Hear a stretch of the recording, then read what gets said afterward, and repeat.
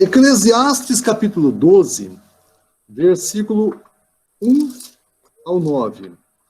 Diz assim a palavra: Lembra-te do teu Criador nos dias da tua mocidade, antes que venham os maus dias e cheguem os anos dos quais venhas a dizer: não tenho neles contentamento. Antes que se escureça o sol e a lua, e a luz e as estrelas, e tornem a vir as nuvens depois da chuva. No dia em que tremerem os guardas da casa e se curvarem os homens fortes, e cessarem os moedores, por já serem poucos, e se escurecerem os que olham pelas janelas, e as duas portas da rua se fecharem por causa do baixo ruído da moedura, e se levantar a voz das aves, e todas as vozes do canto se baixarem, como também quando temerem o que está no alto, e houver espanto no caminho, e florescer a amendoeira e o gafanhoto for um peso, e perecer o apetite, porque o homem se vai à eterna casa, e os pranteadores andarão rodeando pela praça.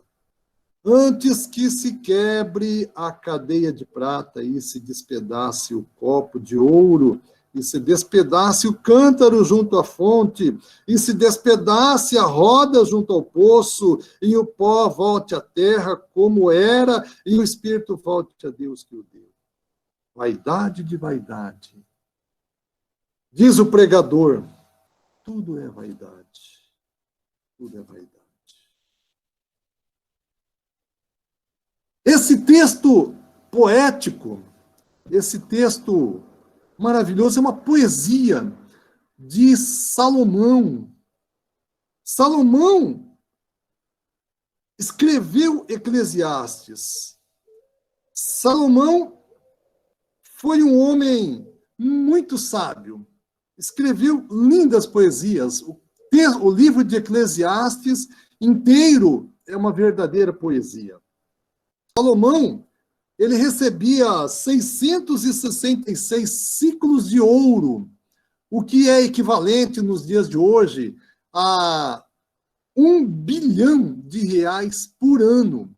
Era muito dinheiro que ele recebia das nações que ele havia conquistado ao longo do tempo, e eles traziam para Salomão os seus dízimos, as suas ofertas, os seus impostos, presentes para Salomão que eram trazidos pelos povos. Deus ofereceu para Salomão a oportunidade dele fazer uma escolha enquanto ele ainda era um jovem rei. Um dia, ele dormindo, Deus lhe deu um sonho e falou para ele: Salomão, tu peças aquilo que tu quiseres. Tudo que tu pedires eu vou te dar. E Salomão já foi sábio já no seu pedido. Ele falou para Deus: Senhor, eu quero que o Senhor me dê sabedoria para eu poder governar o povo. Eu quero sabedoria para poder levar esse povo de Israel para frente, para julgar a nação de Israel, porque Israel é o povo de Deus. Quero que o Senhor me dê inteligência, sabedoria. E Deus se agradou tanto do que Salomão pediu, que ele falou: olha, Salomão, tudo aquilo que você não pediu e que você gostaria de ter, eu vou te dar. Vou te dar inteligência, sabedoria, mas vou te dar dinheiro. Vou te dar todos os benefícios possíveis que um homem sobre a face da terra pode ter. Saúde, você vai gozar de muita saúde, você vai ter muito poder, vai ser muito conhecido, vai ser um bom escritor, um grande escritor. E Salomão escreveu, irmãos, 4 livros. 4 livros. Ele escreveu um livro que está na Bíblia, que tem os 7 livros a mais, que são os apócrifos, que é o livro de sabedoria. Eu estive pesquisando, esse livro foi foi dado como Salomão sendo o escritor. Mas na nossa Bíblia tradicional, ele escreveu na sua juventude, ele escreveu um romance entre ele e a sua esposa Sulamita, que é Cantares de Salomão. Um livro bastante picante, onde ele conta lá um amor que ele sentia pela Sulamita, e aí ele discorre, né, aquele sentimento muito profundo, muito poético, mas ele escreveu na juventude. É muito claro isso, porque ele fala de desejos carnais. Depois, quando ele estava na meia-idade, ele escreveu Provérbios. Provérbios é o livro da sabedoria. É o livro de quem quer ter inteligência. Quem quer sabedoria, leia Provérbios. Provérbios, ele dá muitos conselhos para os filhos, para os casais, conselho para adquirir sabedoria. Conselhos de como viver sobre a face da terra. Então, quem quer ser sábio, leia Provérbios de Salomão. E aí, na sua velhice, quando ele já estava idoso, ele escreveu Eclesiastes. Eclesiastes é o livro da reflexão, é o livro conclusão da sua vida. Salomão errou muito durante a sua vida, irmãos. Salomão errou muito. Ele teve 1.000 mulheres, 700 mulheres e 300 concubinas. Muitas dessas mulheres não eram israelitas, elas eram estrangeiras, fruto das suas conquistas em outros países. E quando trazia para Israel, muitas delas trazia consigo os seus costumes, a sua religião, os seus deuses. E aí Salomão acabou adorando outros deuses. E isso foi para Salomão uma coisa muito ruim, porque Deus não se agradou, ele se contaminou com as mulheres estrangeiras, com os deuses dessas mulheres, e isso causou em Salomão um vazio muito grande. Porque uma vez que ele se aproximava de outros deuses, ele se distanciava do Deus de Israel, e quando você se distancia de Deus, irmãos, causa uma lacuna muito grande no seu peito, e isso aconteceu com Salomão. Por que a gente sabe disso? Porque ele deixa isso muito claro no livro de Eclesiastes. Aquilo ficou muito explícito, que ele teve um vazio por um período na sua vida muito grande. E ele procurou preencher esses vazios com outras coisas, mulheres, com edificações, escrevendo, conquistando, com riquezas e outras coisas, procurou preencher esses vazios. Mas é muito claro que ele não conseguiu, e ele deixa isso muito claro no livro de Eclesiastes, porque ele começa o livro falando vaidade de vaidade, tudo é vaidade. É como correr atrás do vento. Quem corre atrás do vento nunca alcança, você se perde porque você não sabe para onde o vento está indo, se ele está indo para a esquerda ou para a direita, lá na frente ele faz a curva, você se perde, você não consegue acompanhar do vento. Então, as coisas do mundo, tudo aquilo que ele buscou refúgio, ele chegou à conclusão que é nada. Vaidade de vaidade. Tudo é vaidade. Vazio. A palavra vaidade no texto hebraico, a tradução não é como a vaidade de hoje que a gente conhece, as mulheres, usar pintura, os homens usar roupa bonita, ou então fazer academia para ficar malhado, bombadão.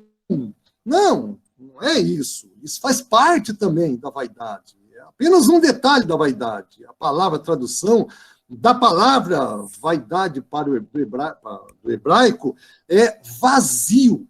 Vazio. Então, nós podemos concluir que vaidade de vaidade, ou seja, é tudo vazio. Tudo aquilo que ele buscou, aqueles recursos que ele buscou na sua vida, era tudo vazio. Tudo vazio. E aí ele termina o livro, lá no capítulo 3, no versículo 13 do 12º capítulo, dizendo que é o resumo de toda a vida de um homem, né? É o resumo, é a conclusão do livro e da vida dele, porque quando ele escreveu Eclesiastes, ele já estava se desligando da terra, né, da sua carne, ele já estava partindo para o lar celeste. Ele diz lá, de tudo que se deve, o homem deve se procurar duas coisas, né? Teme a Deus e guarda os seus mandamentos. De tudo que se tem ouvido, o fim é teme a Deus e guarda os seus mandamentos, porque esse é o dever de todo homem. Dever de todo homem. Muito bem. Primeira coisa que a gente aprende aqui com esse texto, que nós acabamos de ler, irmãos, é que a melhor decisão que o homem pode ter na sua vida é lembrar do seu Criador. Lembra do teu Criador. Lembra do teu Criador. Antes que, 3 pontinhos, antes que venha o remorso, venha o arrependimento, antes que venham as más lembranças, antes que não dê tempo mais. Lembra do teu Criador. Lembra do teu Criador na tua mocidade. Lembra do teu Criador enquanto você é forte. Lembra do teu Criador antes que não dê mais tempo para isso. Lembra do teu Criador antes que você envelheça e você fique numa condição que você não vai mais poder lembrar do teu Criador. Lembrar não é apenas você ter uma lembrança, hoje eu me lembrei de Deus, hoje eu me lembrei das coisas boas que Deus fez lá no passado, eu me lembrei das maravilhas, eu me lembrei de Jesus Cristo, dos seus milagres, eu me lembrei da passagem do Mar Vermelho, eu me lembrei, não é essa a lembrança. Esse texto aqui não está falando para você lembrar desse jeito, não. É uma lembrança de comprometimento. É uma lembrança de você pegar no cabo de arado. Jesus falou, todo homem que pega no cabo de arado e olha para trás não está apto para o reino de Deus. Pegar no cabo de arado e você ter compromisso de fazer aquilo para Deus. Comprometimento. Você se empenhar na obra de Deus, você correr atrás do teu Criador, você se dedicar a sua vida para Deus. Isso é lembrar do Senhor na sua mocidade. Se você quer ser abençoado por Deus, se você quiser ter bênção de Deus, você lembra do teu Criador. Porque o oposto também é verdade. Todas as vezes que você se lembrar de Deus, Deus vai se lembrar de você. Se você quer ter a amizade de alguém, tenha amizade com ela. Se você quer ser abraçado por alguém, abrace essa pessoa. Se você quer ser amado, ame essa pessoa. Da mesma forma com Deus. Deus não negocia, Deus não faz conluio com homens. Mas se você se lembrar de Deus, se nós nos lembrarmos de Deus, o Senhor vai se lembrar de nós também, com toda certeza do mundo. Porque o inverso também é verdadeiro. Jesus disse assim, buscai primeiro o reino de Deus e a sua justiça, e todas as outras coisas vos serão acrescentadas. Então, na nossa vida cotidiana, se nós queremos ter uma vida regalada, uma vida boa, uma boa velhice, nós precisamos lembrar do Senhor na nossa mocidade. Nós precisamos ter um pacto com Deus. Fazer um pacto, um acordo com Deus. Senhor Deus, eu vou te servir mas eu espero que o Senhor também me abençoe na minha vida. Isso é maravilhoso, dedicar a sua vida para Deus. Quantos dos meus irmãos aqui que estão me assistindo que não nasceram na religião? Como é o meu caso. Eu nasci na igreja, cresci na igreja, e toda a minha vida eu fui crente. E em nenhum momento eu achei que se eu estivesse no mundo, fazendo as coisas do mundo, eu estaria melhor. Em nenhum momento, nunca pensei isso. Por quê? Porque eu estou bem com o meu Senhor. Eu sou do meu Senhor e o meu Senhor é meu. Né? Não é assim que diz a palavra? Isso é maravilhoso. Então, quando você lembra do Senhor, o Senhor também lembra de você. É difícil, irmão, chegar na velhice e você pensar que você poderia ter feito as coisas diferentes daquilo que você fez. Chegar na velhice e falar, poxa vida, eu podia ter feito diferente. A minha vida eu poderia ter escrito de outra maneira. Nós temos, irmãos, nas nossas mãos, um caderno, um livro em branco, e que nós estamos escrevendo, página por página, linha por linha, palavras por palavras. Livro em branco, está sendo escrito pelas nossas atitudes, está sendo escrito pela nossa vida. No respirar, o último fôlego da nossa vida, nós colocamos o ponto final no livro. Quando você chega na última linha do seu livro, você vai olhar lá na página 50 que você poderia ter escrito diferente. E muitos são os que chegam nessa fase da idade e lembra lá do passado, como eu poderia ter feito diferente a minha vida. De repente, eu deixei de caminhar com Deus. O Senhor passou a não ser mais a minha fonte, o meu guia, o meu protetor. Ele deixou de ser o meu companheiro, não é? E eu me perdi do Senhor. Alguns sinais da velhice, irmãos. Alguns sinais da velhice. Vamos ver o que fala o texto. Olha só. Lembra-te do teu Criador nos dias da tua mocidade, antes que venham os maus dias é a velhice. Chegam os anos dos quais vem a dizer, não tenho nele contentamento, velhice. Antes que escureça o sol, e a lua, e a luz, e as estrelas, antes que escureça, antes que a tua vida chegue no fim. E torne a vir as nuvens cheias de chuva, no dia em que tremerem os guardas da casa, que são as tuas pernas, e se curvarem os homens fortes, são as tuas mãos, e cessarem os moedores, os dentes. Hoje nós temos uma tecnologia muito importante para quem não tem dente. Você vai lá no dentista, tem uma cárie, outra, ele vai lá, faz uma limpa geral e te dá um presente, uma dentadura. E você não precisa nem levar a escova na boca para escovar os dentes, você pode tirar os seus dentes e lavar embaixo da torneira. Mas na época de Salomão não era assim. Os dentes ficavam escassos, ia caindo. Os moedores tornam-se poucos, e por isso eles vão caindo e você não pode mais comer. Não é? Por já serem poucos, se escurecerem os que olham pela janela, os olhos, né? A velhice, hoje nós temos o óculos, né? Se eu não tivesse o óculos, jamais eu poderia estar lendo esse texto, porque eu não consigo mais, uma visão boa. Mas naquela época, quando você perdia a visão, perdia de vez, não conseguia mais. Então, antes que fechem as janelas. E as duas portas da rua, que são os ouvidos, se fecharem por causa do baixo ruído da moedura. E se levantarem a voz das aves, um passarinho vai ser um tormento para você dormir à noite. E todas as vozes do canto se baixar, você não escuta mais, não sabe mais o que é uma música, o que é ruído, você já confunde tudo. Como também quando temerem o que está no lugar alto, qualquer lugar alto, menor que seja, já te causa medo. Subir uma escada é um tormento.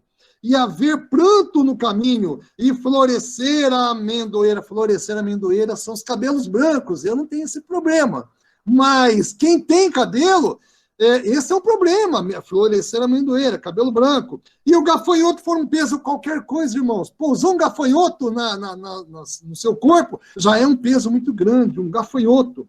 E perecer o apetite, porque já não tem mais apetite, porque o homem se vai à sua eterna morada, e os pranteadores andarão rodeando pela praça. Antes que se quebre a cadeia de prata, a vida, e se despedace o copo de ouro, a vida, e se despedace o cântaro junto à fonte, a vida, e se despedace a roda junto ao poço, a vida. Antes que a vida se vá. Antes que a vida se vá. E o pó volte à terra, como era, e o espírito volte a Deus, que o deu. A vida, a vida. Muito bem.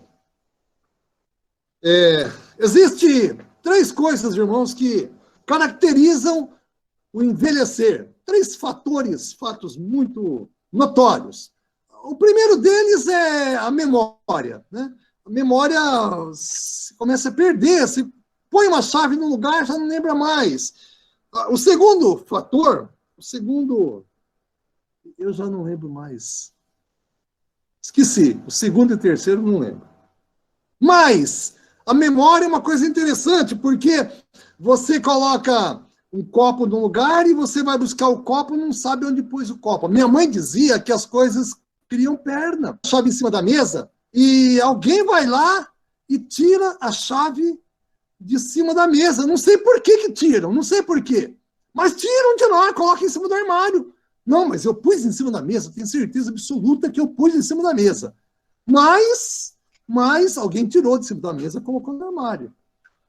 A memória já não é mais igual. Projetos que nós fazíamos quando éramos vivos, quando éramos novos, né, jovens, fazíamos projetos para 10 anos, 20 anos, 30 anos. Né? Daqui 30 anos eu vou ser um doutor, eu vou ter uma casa boa, vou morar em tal lugar e tal. Com o passar dos anos, esses projetos vão diminuindo o tempo. Você que é jovem, olha só, guarda isso. Quando a idade vai passando, os seus projetos vão diminuindo o tempo. Vai chegar uma hora que os seus projetos vão ter validade de 5 anos. Depois para 3, 2, 1, aí chega numa muito pouco, porque a sua vida já foi embora.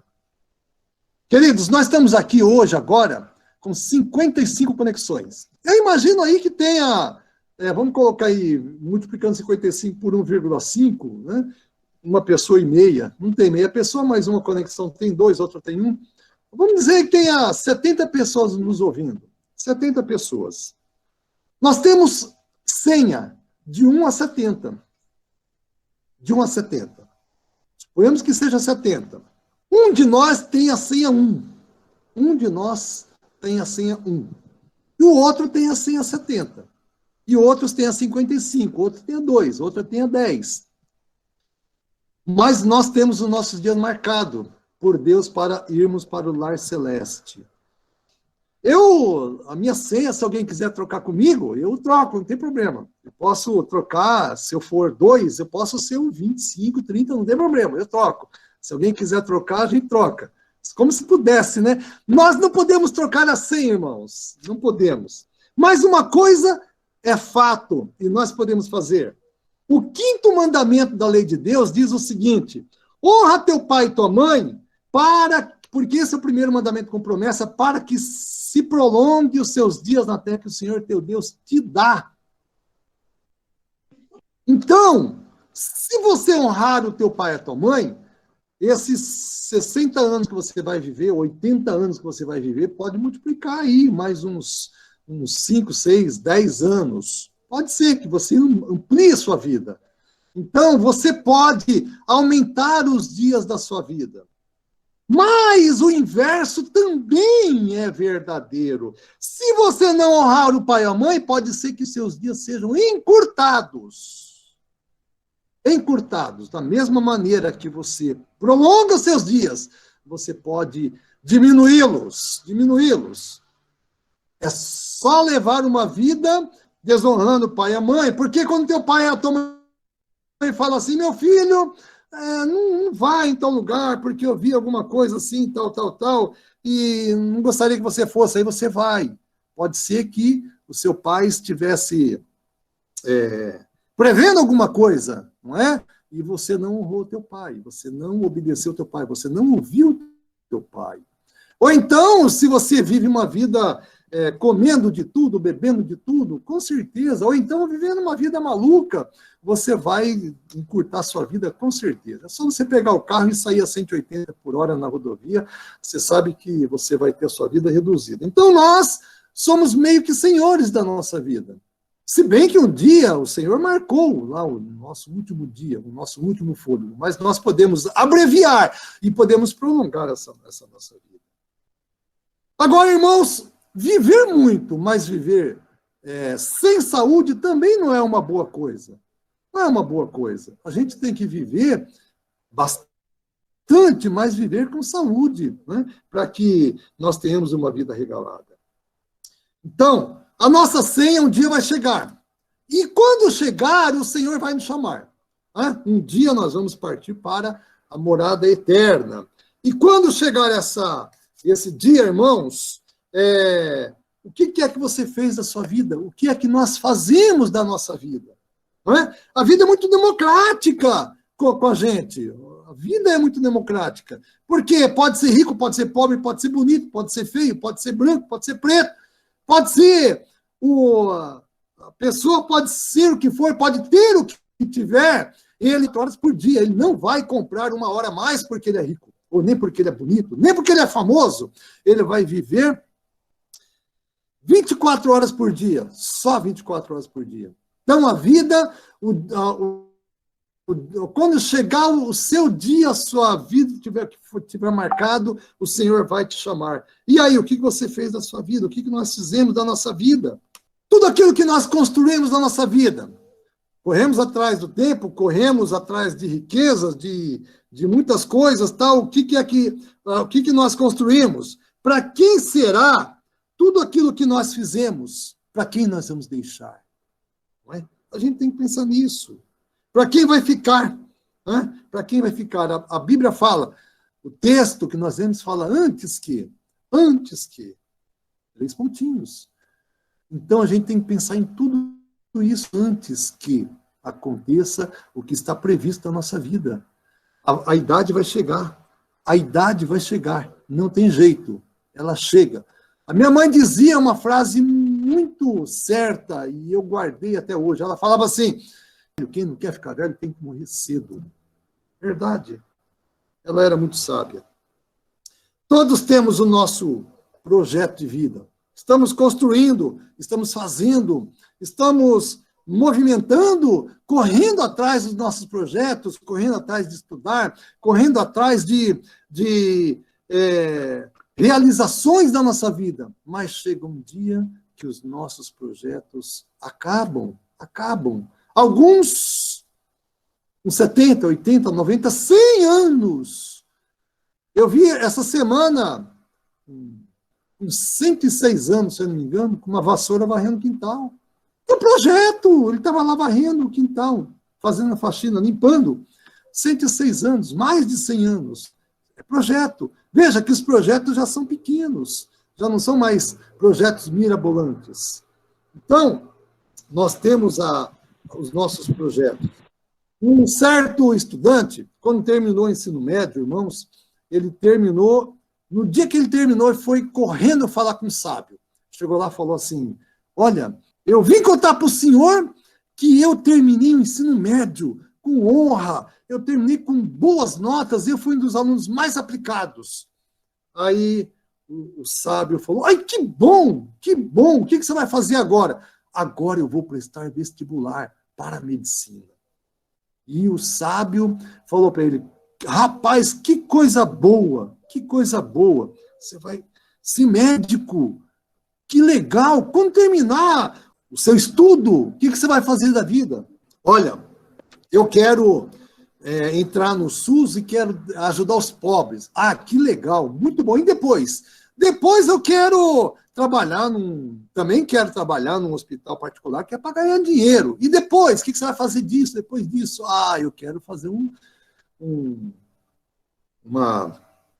curso de extensão, fazer uma especialização, quero ser um cardiologista, quero ser um dos melhores cardiologistas. Aí o sábio falou, que coisa boa, puxa vida, e depois disso? Depois disso, eu imagino que eu já tenha vivido um certo tempo, já ganhei um pouco de dinheiro, vou fazer uma casa muito boa, vou ter um carro bom, e depois disso? Depois disso eu quero comprar um sítio. Eu quero trabalhar pouco e já quero trabalhar uns 2, 3 dias só. Depois eu saio, vou lá para o sítio, descanso lá, passo o final de semana. E depois disso?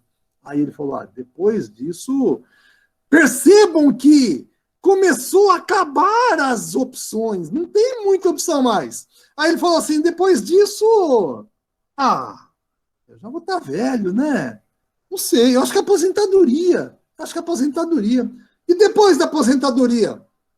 Ele falou, nossa, depois da aposentadoria é a morte, que mais? Aí o sábio perguntou, e depois? E depois da morte? Aí a pessoa falou, eu não pensei nisso, não pensei. Aí o sábio falou assim, então, vou te dar um conselho. Comece os seus projetos por onde você terminou. Comece o seu projeto por onde você terminou. Nós terminamos na morte. Comece o seu projeto pela morte. Faça o inverso. Coloque primeira coisa na sua vida a morte. Primeira coisa. Depois você vai caminhando. Pode fazer projeto, não tem problema. Mas saiba que um dia você vai morrer. Aonde você vai passar a eternidade? Porque depois da morte não tem outra. Depois da velhice vem a morte. Depois da morte não tem outra coisa. Uma das ilustrações, uma das histórias da Bíblia mais interessante, irmãos, mais interessante, mais lindas que existe na Bíblia, é a história de Davi e Absalão. Eu vou contar bem resumido. Davi tinha um filho chamado Absalão. E teve um filho chamado Aminon e uma filha chamada Tamar. E um dia o Aminon, ele estuprou a sua irmã Tamar. E Absalão, quando viu aquilo, ficou muito revoltado. E aí ele foi lá conversar com Davi, falou, meu pai, o senhor tem que fazer alguma coisa. E aí Davi não fez nada. Absalão esperava que ele fazia alguma coisa, mas ele não fez nada. Absalão, não satisfeito, foi lá, matou seu irmão Aminon. Seu pai ficou muito entristecido, Davi entristeceu muito e Absalão saiu, fugiu por causa do que aconteceu, foi embora, passou muito tempo. Depois de um certo tempo ele voltou e o seu pai, Davi, não recebeu ele direito, como deveria receber, com carinho, com abraço, com beijo. Tratou ele frio. Falou assim, tudo bem, você pode voltar, mas você fica lá, eu não quero ficar te vendo. Passou um tempo, Absalão começou a conquistar a simpatia do povo de Israel e ele formou um exército, ele foi lá e derrubou o rei Davi, expulsou o rei Davi e assumiu o poder de Israel. Aí o exército de Davi foi lá guerrear contra o exército de Absalão, o filho de Davi. E aí um flecheiro acertou uma flecha no coração de Absalão e Absalão morreu. E o mensageiro foi lá correndo falar para Davi, Davi, que assim faça com os inimigos de Israel o que aconteceu com o seu filho Absalão. Porque Absalão tinha morrido. Aí ele falou assim, ele perguntou, como é que está Absalão? Aí sim ele falou, Absalão que faça com os inimigos de Israel aquilo que foi feito com Absalão. Porque Absalão tinha morrido.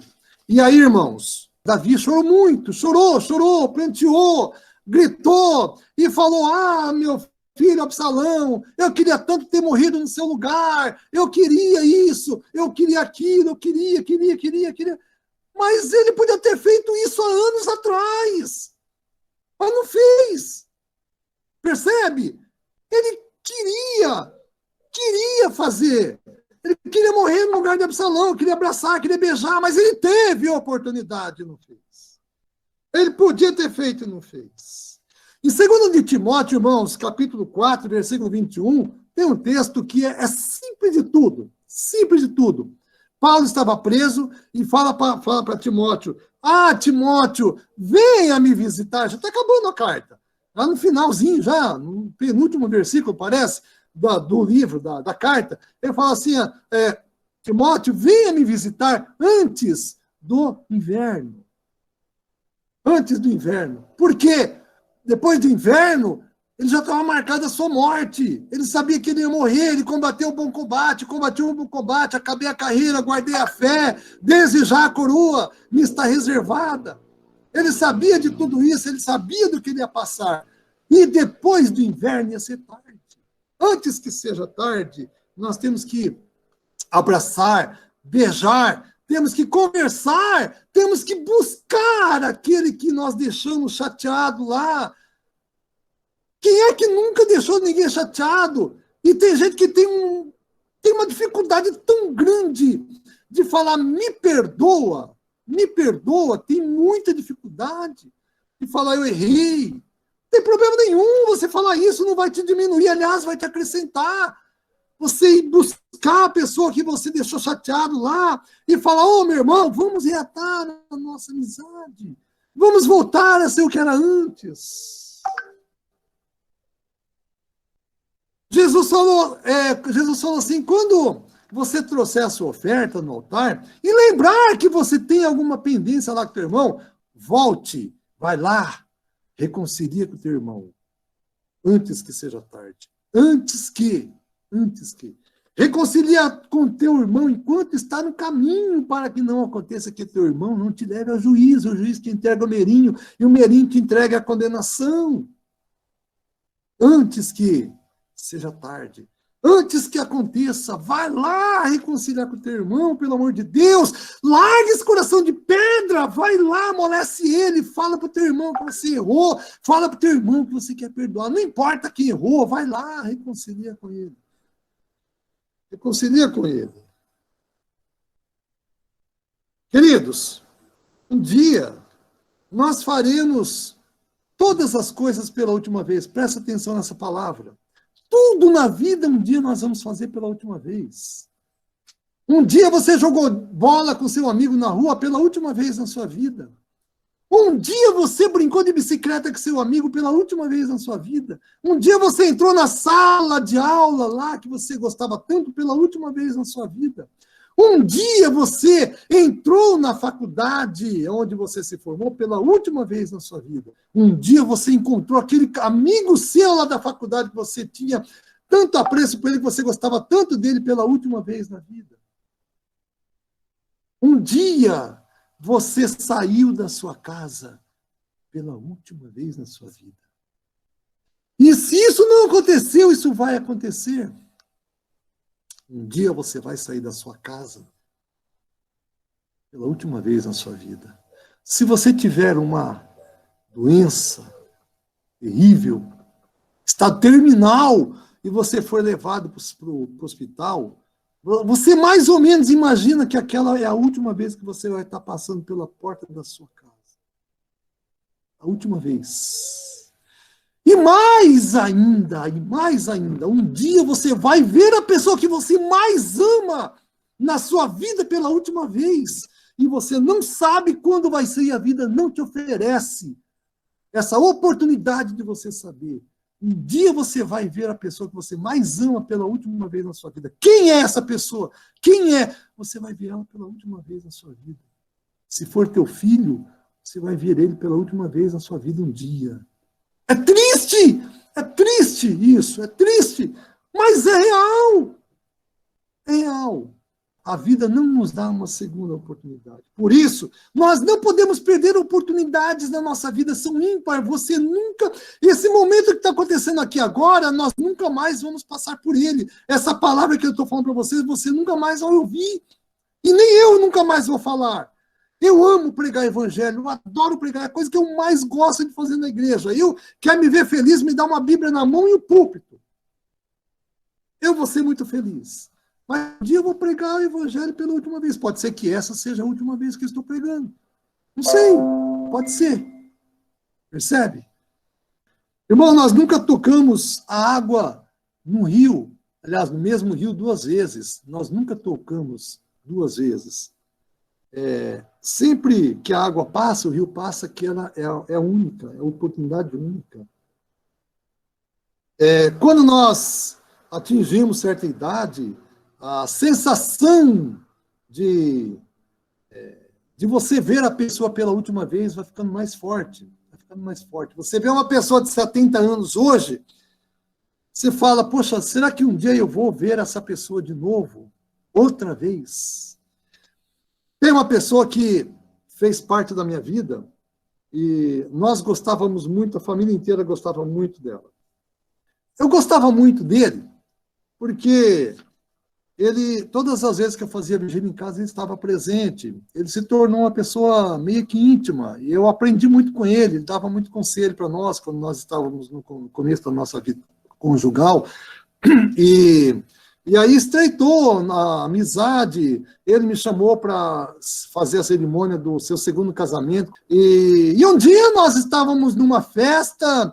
E aí eu vi de longe, ele já estava com a amendoeira muito embranquecida, né?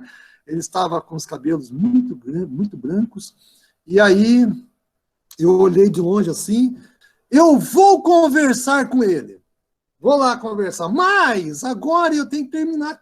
E aí eu esperei um pouquinho ainda, irmãos, alguns minutos depois.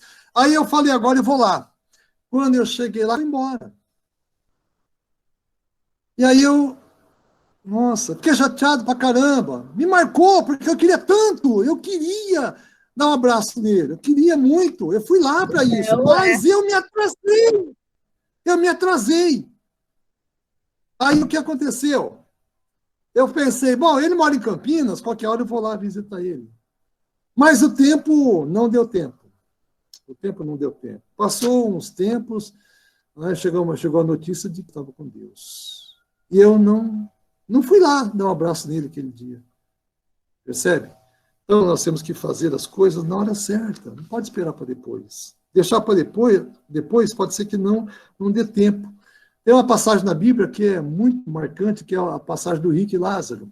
O rico morreu, foi para o fogo, e Lázaro morreu, foi para o seio de Abraão. Lá no fogo, o rico falava assim, pai Abraão, permita que Lázaro vai lá, molhe o dedo lá na água, venha refrescar minha língua, porque eu estou nesse sofrimento, nesse tormento aqui, está muito difícil. Aí o Abraão falou, mas tem uma distância muito grande entre eu e você. O rico reconheceu, irmãos, reconheceu de que ele devia ter feito coisa diferente, mas reconheceu muito tarde. Já não dava mais tempo de voltar atrás, não dava tempo. O tempo passou, e ele perdeu tempo. Aí ele fala assim, então mande que ele vai lá avisar meus parentes. Aí ele começou a pensar nos parentes, mas os parentes também lá tinha Moisés e os profetas, ou seja, tinha escritura, tinha lá os mandamentos, era só observar, mas ele não fez. O rico se arrependeu muito tarde. Não deixamos, irmãos, para nos arrepender muito tarde daquilo que nós venhamos talvez fazer de errado na nossa vida. Quando nós somos jovens, nós achamos que o tempo nunca vai passar. Nós temos esse hábito de pensar que nós somos fortes, vigorosos. O tempo nunca vai passar para a gente. Mas o tempo passa. Eu pensava isso. Eu já estou com 54. Então, pode ser que o tempo, não é? O tempo seja muito...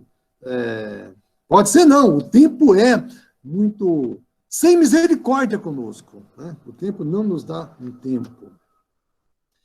A Bíblia fala lá em Salmos 90, versículo 10, que o tempo passa rapidamente, nós voamos. Quando a gente pensa que não, já foi o tempo, já foi o nosso vigor. Muito bem. Então, irmão, como é que você vai terminar a sua vida? Como é que nós vamos terminar a nossa vida? Importante não é como você começa, mas como termina. Importante é como você vai terminar os seus dias de vida. O começo não tem muita importância, né? É importante, claro, mas o final é muito mais importante. Nós temos que terminar a nossa vida mais crente do que quando nós começamos a nossa vida. Por isso, enquanto você pode, trabalhe para Deus, faça jejum, faça caridade, faça oferta, faça votos. Faça votos, porque quando você for de idade, você não vai mais poder, sabia?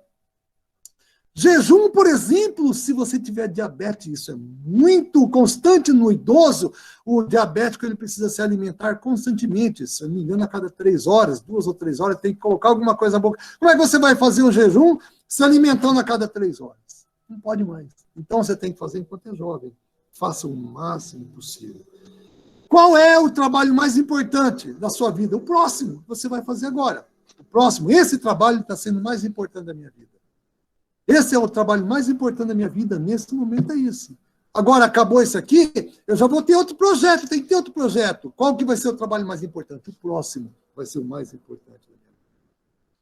E na nossa velhice, o Senhor também nos abençoa, o Senhor nos lembra. Olha só, Sara, ela engravidou aos 90 anos de idade, 90 anos. Quando o anjo falou, Sara, você vai engravidar. Aí ela falou, ixi, difícil, hein? Não acontece mais nada lá na tenda. Mas o anjo falou, por que você riu? Não sabe que o Senhor pode todas as coisas? Né? E ela engravidou. Então alguma coisa aconteceu lá na tenda. Né? Moisés começou a sua missão com 80 anos. 80 anos, ele começou a missão. Caleb, irmãos, com 80 anos, ele falou para Josué, eu quero as montanhas, porque eu quero subir as montanhas. 80 anos. Quero subir as montanhas e quero pôr aquele povo todo para correr. 80 anos. Raabe foi salva da sua vida. Deus teve um projeto na vida dela. Ela foi salva da sua vida, da vida de prostituição, e casou-se com uma pessoa crente. E da linhagem dela nasceu o Senhor Jesus Cristo. Aquela que era prostituta. Então Deus tem um projeto na nossa vida. E nós podemos executar esse projeto na nossa vida. Não é porque eu estou preso em casa que eu não posso fazer nada. Eu posso fazer alguma coisa, eu tenho que fazer alguma coisa, eu preciso ser útil para alguém. E para nós concluirmos essa mensagem, irmãos, eu quero ler um texto que na minha opinião, é um dos textos mais lindos que tem na Bíblia. Na minha opinião, é o mais bonito. Se alguém perguntar para mim, qual é o texto da Bíblia que você acha mais bonito? Eu não vou pensar 2 vezes, de jeito nenhum. Eu vou responder na lata, Salmo 92, os últimos versículos. Salmo 92, vamos ler. Quem tiver com a sua Bíblia aí, quiser acompanhar, 92 de Salmos. É bem fácil achar, porque todo mundo a maioria deixa a Bíblia aberta no 91, aí o Salmo 92 é só virar uma página, né? Muito bem, vamos ler. Olha o que Deus tem para a vida daquele que é fiel, aquele que lembra do Senhor na sua mocidade. Aquele que lembra do Senhor na sua mocidade. Olha o que Deus tem preparado para ele, irmãos. 92, versículo 12. Fala assim, o justo florescerá como a palmeira, crescerá como cedro no Líbano. Os que estão plantados na casa do Senhor florescerão nos átrios do nosso Deus. Na velhice ainda darão frutos, serão viçosos e florescentes. Para anunciarem que o Senhor é reto, ele é a minha rocha e nele não há injustiça. Olha que coisa mais linda isso. O justo florescerá como a palmeira, crescerá como cedro no Líbano. Na velhice Aí é que vem a grande sacada do salmista. Na velhice ainda darão frutos. Não é porque eu sou velho que eu sou um esquecido, porque, na verdade, irmãos, a velhice, ela traz uma coisa muito ruim, é o desprezo das pessoas. A nossa sociedade não valoriza o idoso. Nós, os idosos, eu estou caminhando para lá, não são valorizados. Aliás, se você é jovem, meu irmão, minha irmã, lembre-se disso, um dia você vai ser um estorvo, se você envelhecer. Velho normalmente é estorvo. Se você tratou bem os seus filhos, com amor, com carinho, pode ser que os seus filhos te coloquem num asilo bom, ou então, de repente, pode ser que alguém se encontre aí seja premiado primeiro, né? Seja contemplado como uma bênção de Deus muito grande, e um dos seus filhos leve você para a casa dele e aí trate de você. Mas, caso contrário, se o seu filho trabalhar, ou sua filha trabalhar, o seu genro, ou sua nora trabalhar, infelizmente você vai para um asilo e você vai ficar lá. Talvez até o seu filho nem lembre de você. Né? Então, por quê? Porque velho é um estorvo. Mas, aquele que é abençoado por Deus, Deus tem para ele um futuro brilhante. Né? Na velhice, ele dará frutos para Deus. Serão viçosos e florescentes. Para anunciarem que Deus é reto. Para anunciar que Deus é reto. 90 anos, 100 anos, não importa. Estando com a mente lúcida, vai estar sempre falando do Senhor.